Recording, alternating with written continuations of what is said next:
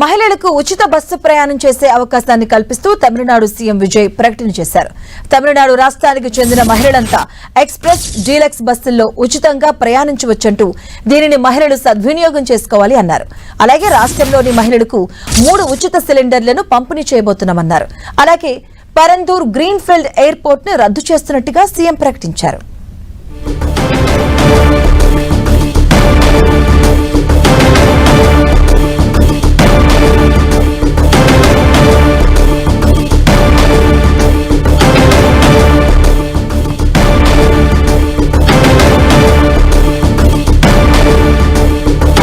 Tamil Nadu CM Vijay కీలక ప్రకటన చేశారు. మహిళలకు రాష్ట్ర వ్యాప్తంగా ఉచిత బస్సు ప్రయాణాన్ని ఈరోజు కల్పించడం జరిగింది. విజయ్ మనం చూస్తున్న మహిళలకు సంవత్సరానికి అలాగే 3 ఉచిత సిలిండర్లపైన కూడా ఆయన ప్రకటన చేయడం జరిగింది.